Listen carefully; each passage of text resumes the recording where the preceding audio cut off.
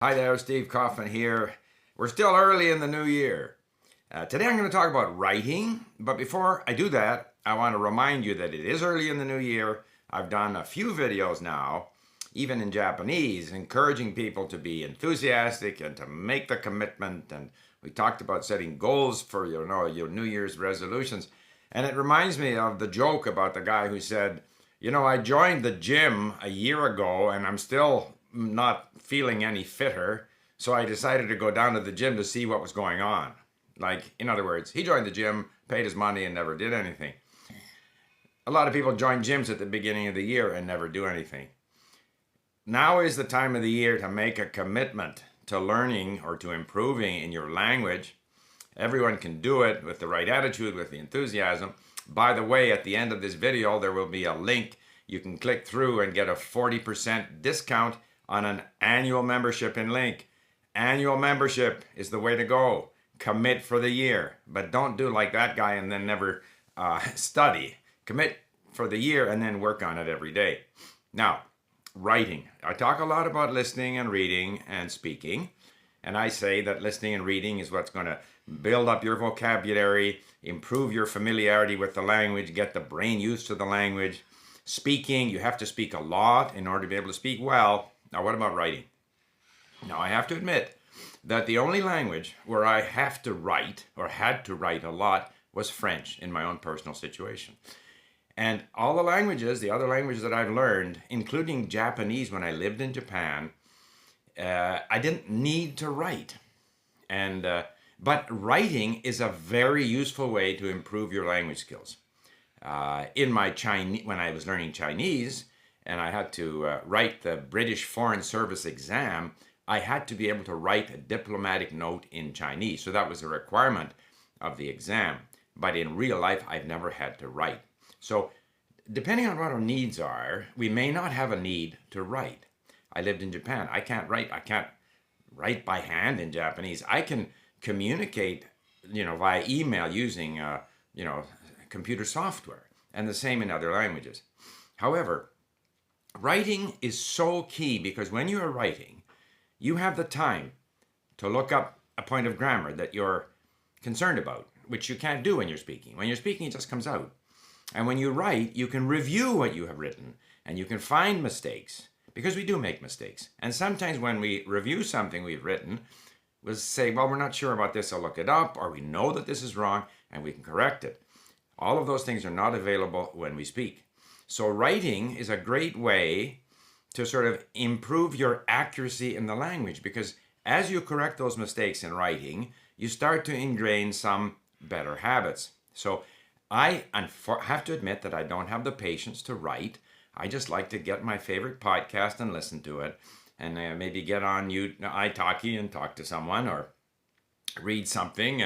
But I have no need.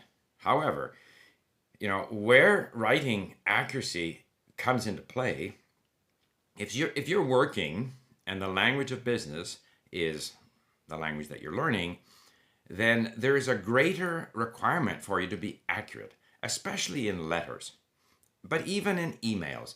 If you write poor English or Spanish or Chinese, it sits there. People look at it. It creates a poorer impression. If you're speaking to someone, you're back and forthing. You can tell, especially if you're looking at the person, you can tell what they mean. They can tell what you mean. It's not so crucial. When you write, you have to be more accurate. And so writing is more demanding. Now, how do you get to write better? This is the big question. So I say, to speak well, you have to speak a lot. To increase your vocabulary, you have to read a lot. To develop some momentum for your speaking and for your reading, you have to listen a lot. Now, to write well, you have to both read a lot and write a lot. So, reading a lot, because when you read, you're going to get the words and the phrasing that you need because you don't have it within you. And then when you write, you have an opportunity to look at what you've written and correct it.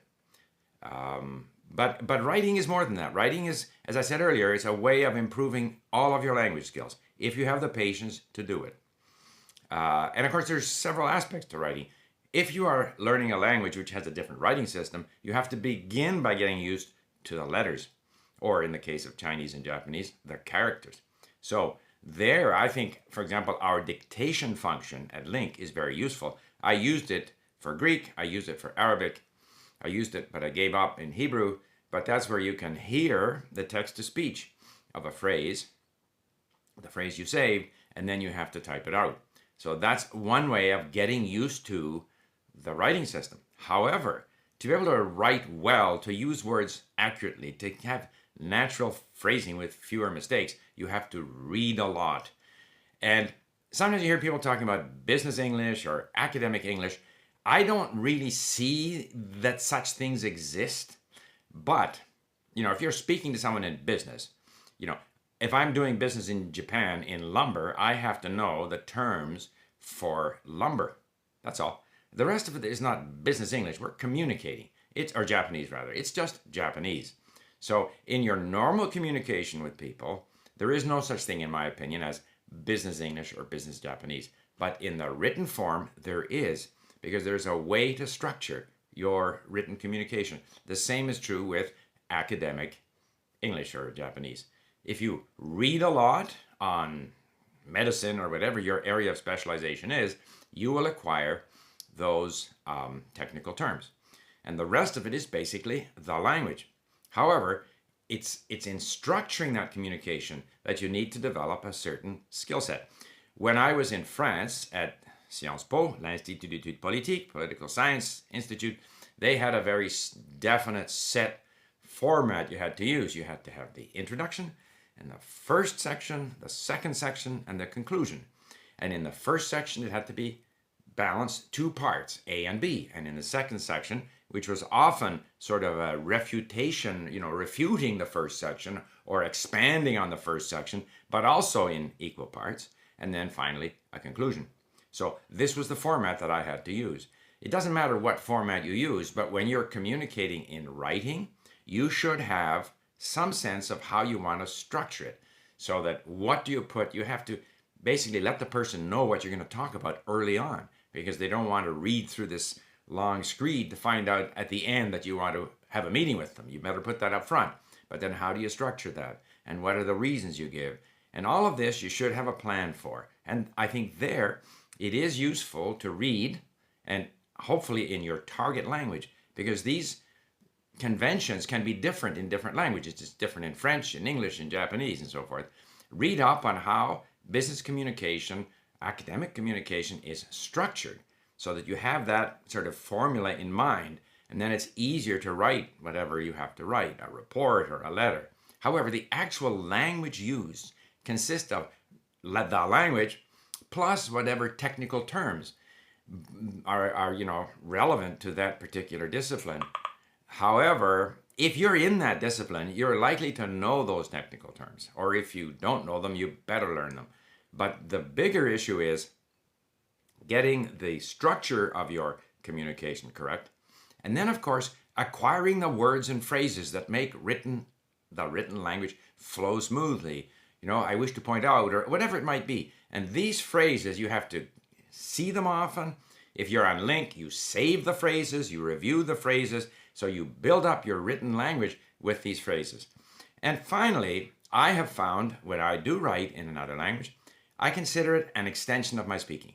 So I try to avoid speaking in a foreign language in a very sort of slang, casual, colorful way. I try to speak a neutral form of French, Spanish, Japanese, whatever it may be. And then I use that same form of the language when I write, so that the language sort of itself is more or less the same. Except in writing, you're going to be more specific, you're going to be more concise, you're going to go back in and correct things, you're going to try to conform to a certain structure. So you have to pay more attention. And that is in itself a very good discipline for all of your language learning. So, as we head into 2020, commit to your language learning. Maybe if you have the time and the patience, do more writing. And of course, sign up for a year at LingQ using our 40% discount. And again, we'll see you next week. Bye for now.